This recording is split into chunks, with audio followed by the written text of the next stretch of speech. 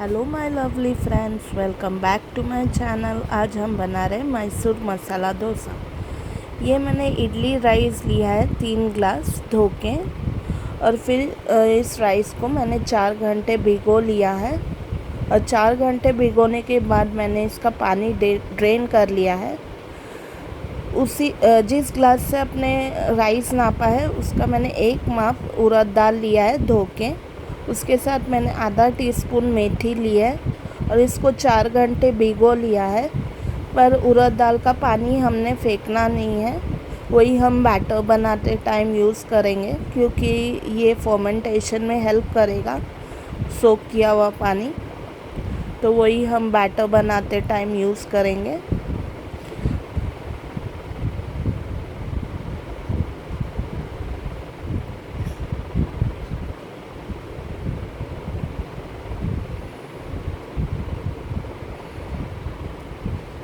अभी मैं mixie jar में मेरा सोक किया हुआ उड़द दाल मेथी के साथ और उसका जो सोक किया हुआ पानी है वो ले लूँगी और इसे एकदम फाइन बैटर में पीस लूँगी, जैसा आप मेंदू वड़ा के लिए पीसते वैसा ही।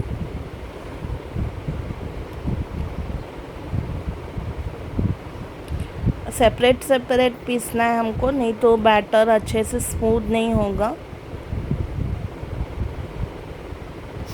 ये हमारा उड़द दाल का बैटर पीस चुका है। अभी मैं इसमें फर्मेंट करने के लिए जो बोल लूँगी उसमें मैं डाल लूँगी उड़द दाल का बैटर, और फिर इसी में मैं अपना सोक राइस थोड़े से पानी के साथ पीस लूँगी।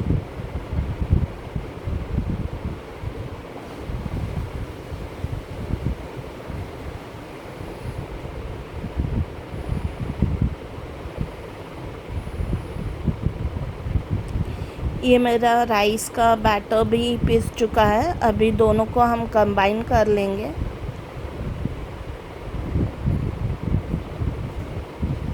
और फर्मेंटेशन से पहले ही हमें नमक ऐड करना है, क्योंकि फर्मेंटेशन के बाद अगर आप नमक ऐड करेंगे तो बैटर का जो फ्लफीनेस है वो बैठ जाएगा और डोसा अच्छे से नहीं बन पाएगा। तो मैं 1 टीस्पून नमक अभी फर्मेंटेशन से पहले ऐड कर रही हूँ।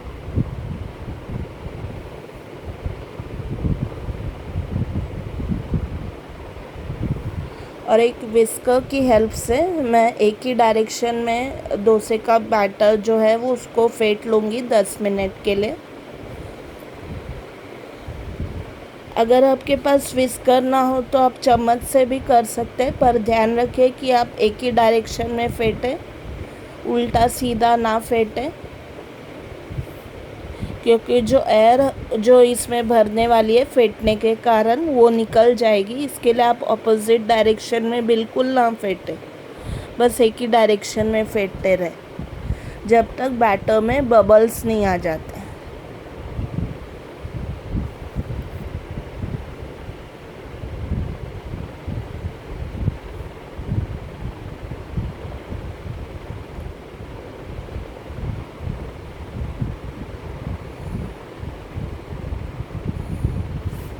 हमारा बैटर फेंट के रेडी हो चुका है। ऐसे पोरिंग कंसिस्टेंसी चाहिए, ऐसे चम्मच कोट होते हुए ऐसा बैटर चाहिए हमें।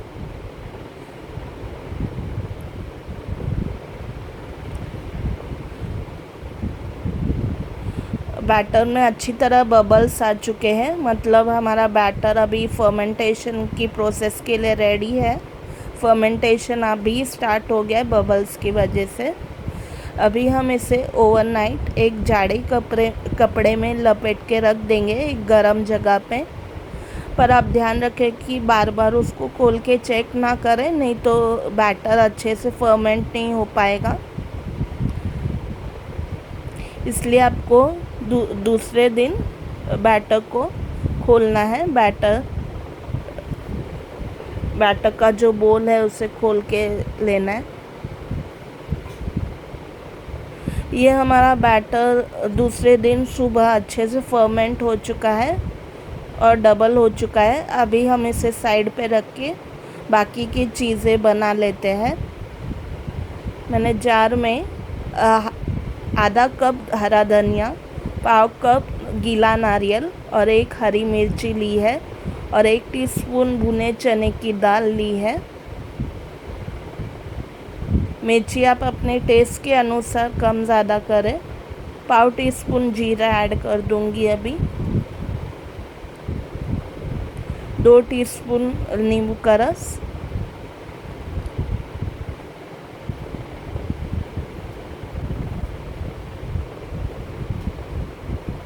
और स्वाद अनुसार नमक भी इसमें ऐड करके अभी एक फाइन चटनी पीस लेंगे।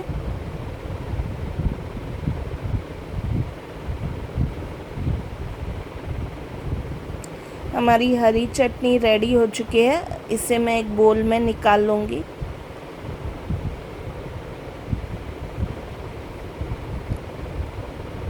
और तब तक मैं पैन भी हीट करने ले लूँगी। पैन हीट हो जाने के बाद उसमें मैं 1 टेबलस्पून ऑयल डालूँगी।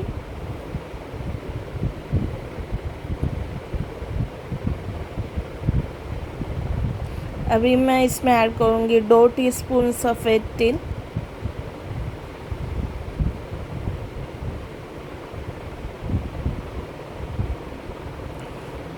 उसके बाद मैं एक छोटा कटा हुआ प्याज ऐड करूँगी।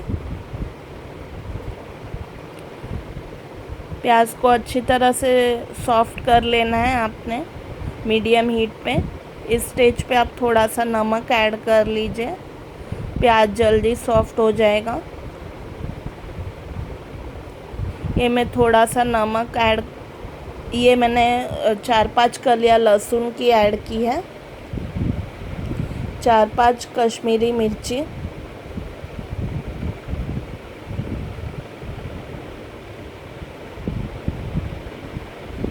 8-10 करी लीव्स, नींबू के साइज़ की इमली,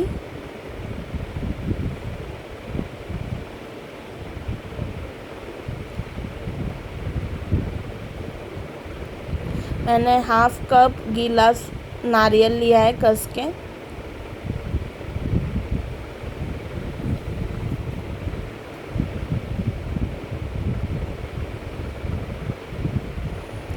सबको अच्छे से भून लेंगे।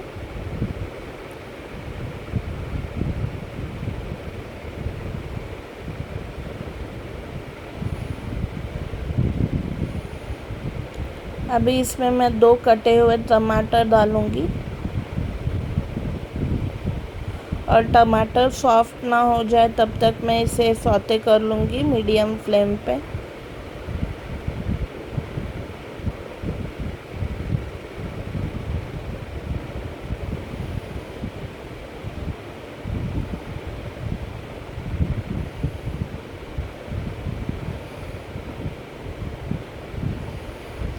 स्वाद अनुसार नमक ऐड कर देती हूँ अभी।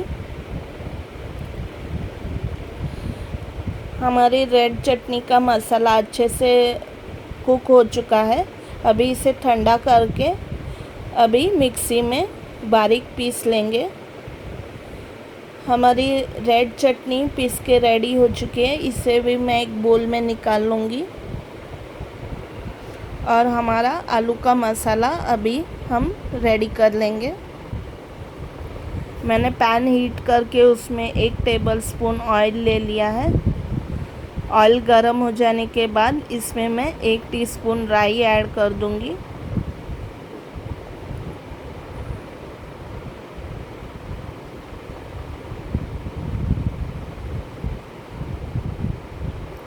राई थोड़ी चटकने के बाद मैं इसमें कटा हुआ प्याज डालूंगी।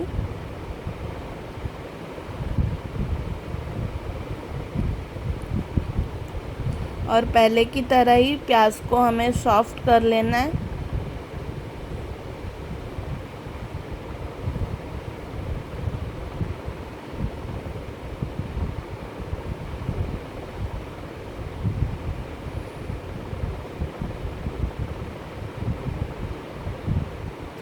इसलिए मैं थोड़ा सा नमक ऐड कर रही हूँ ताकि प्याज जल्दी सॉफ्ट हो जाए।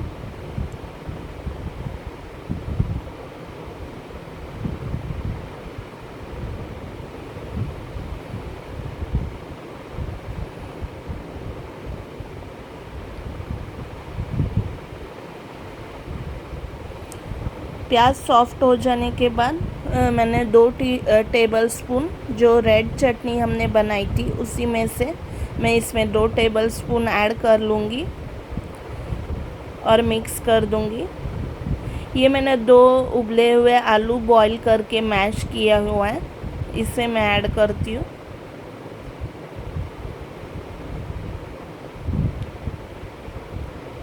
दो टेबलस्पून हरा कटा हुआ धनिया,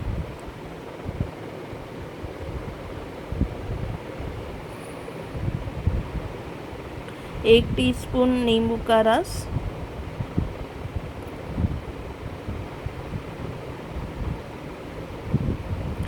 आप तीखा और नमक टेस्ट करके चेक कर लीजिए, अगर कम है तो आप डाल लीजिए। ये थोड़ा सा 2-3 टेबलस्पून मैं पानी ऐड कर रही हूँ क्योंकि मुझे एक स्प्रेडेबल मिक्सचर चाहिए आलू का।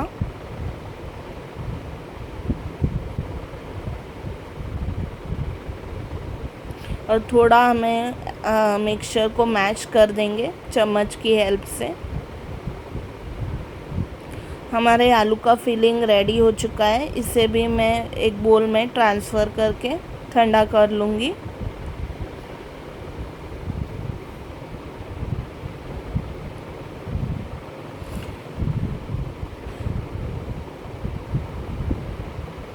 अभी हम एक नॉनस्टिक पैन हीट करके टेम्परेचर लो कर देंगे गैस का, और फिर ऐसे पानी स्प्रिंकल कर देंगे और फिर उसे कपड़े से पोंछ लेंगे। फिर लो ही टेम्परेचर पे हमें अपना डोसे का बैटर स्प्रेड करना है। सर्कुलर मोशन में ऐसे गोल गोल हल्के हाथों से आपको घुमाना है, पर ज़रा भी ज़ोर ना लगाए, नहीं तो डोसे की शेप नहीं आएगी।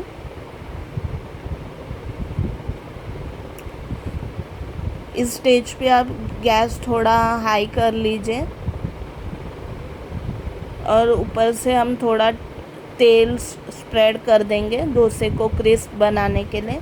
आप इसकी जगह बटर भी ऐड कर सकते हैं।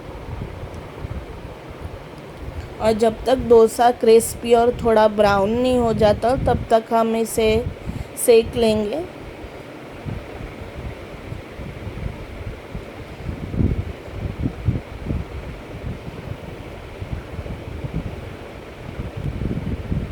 डोसा अच्छी तरह से क्रिस्प हो रहा है और थोड़ा ब्राउन भी हो चुका है।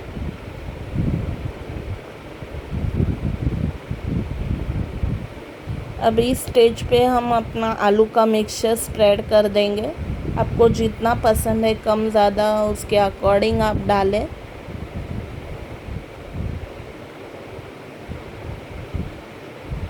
अच्छी तरह से पूरे डोसे पे आलू का मिक्सचर स्प्रेड कर देंगे और फिर 1-2 मिनट के लिए और पका लेंगे डोसे को।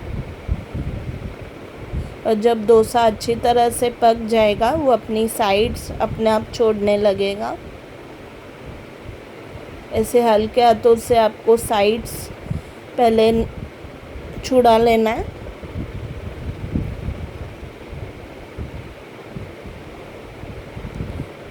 हमारा मैसूर मसाला डोसा रेडी हो चुका है। इसी तरह से हम सारे डोसे बना लेंगे।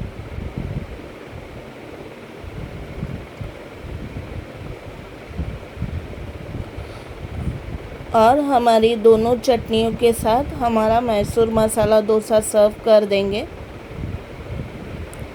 मैसूर मसाला डोसा रेडी हो चुका है दोनों चटनी के साथ। मेरी रेसिपी पसंद आए तो please hit the like button, subscribe and share my channel. Thank you so much for watching my video. अब हम मिलते हैं अगली रेसिपी में, तब तक के लिए bye bye and take care.